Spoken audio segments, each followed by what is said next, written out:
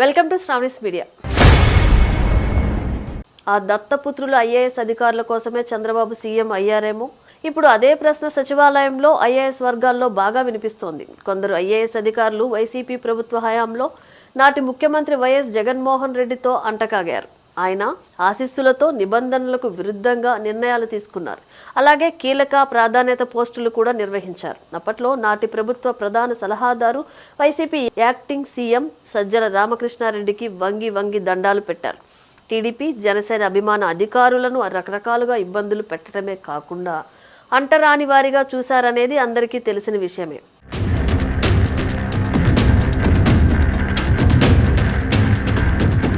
రెండు 2024 ఎన్నికల్లో వైసీపీ ఘోర పరాజయం తర్వాత అధికారం కోల్పోయింది. కూటమి ప్రభుత్వం అధికారంలోకి వచ్చింది. చంద్రబాబు 4వ సీఎం అయ్యారు.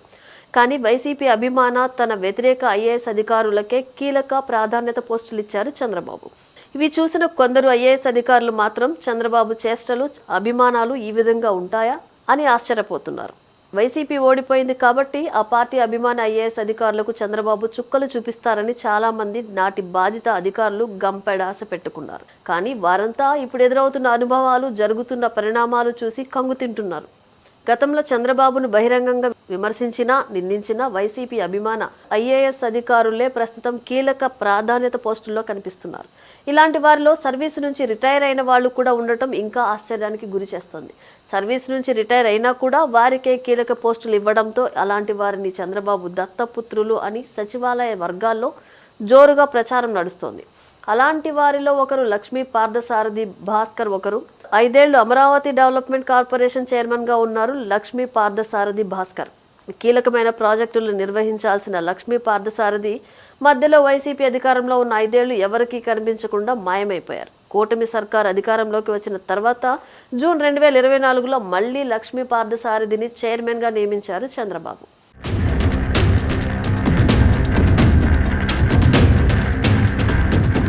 ఇక మరో రిటైర్డ్ ఐఏఎస్ కృష్ణయ్య చంద్రబాబు అధికారంలో ఉన్న 2014-19 మధ్య కాలంలో కీలక పదవిలో చక్రం తిప్పారు. వైసీపీ అధికారంలోకి వచ్చిన తర్వాత ఎవ్వరికీ కనిపించలేదు. సరిగ్గా ఎన్నికలకు 6 నెలల ముందు చంద్రబాబును కలిశారు. కూటమి అధికారంలోకి వచ్చిన వెంటనే కూటమి ప్రభుత్వం నియమించిన మొదటి నామినేటెడ్ పోస్టుల్లో కృష్ణయ్య ఏపీపీసీబీ చైర్మన్గా బాధ్యతలు తీసుకున్నారు. ఏపీపీసీబీ చైర్మన్గా 3 ఏళ్ల పాటు కృష్ణయ్య ఆ పదవిలో కొనసాగుతారు. అదే మాదిరిగా ఎప్పుడో సర్వీసు నుంచి రిటైర్ అయిన రామశంకర్ నాయక్ అనే అధికారిని ఫిషరీస్ కమిషనర్గా చంద్రబాబు నియమించారు. నిజానికి ఈ ముగ్గురిపైన వైసీపీ అభిమానులనే ముద్ర లేదు. కానీ వైసీపీ అధికారంలో ఉన్న 5 ఏళ్లు మాత్రం ఆ ప్రభుత్వ పెద్దలతో చట్టాపట్టాలు వేసుకుని తిరిగారు. వారు చెప్పినట్లు ఆడారనే మాట ఐఏఎస్ వర్గాల్లో బాగా ఉంది.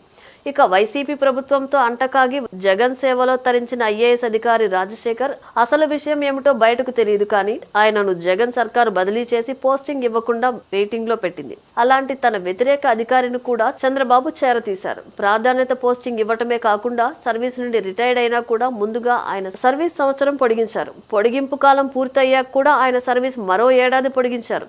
అదేవిధంగా వైసీపీ అభిమాన ఐఏఎస్ అధికారిగా ముద్ర ఉన్న ప్రద్యుమ్నను సీఎంఓలోనే నియమించుకున్నారు చంద్రబాబు.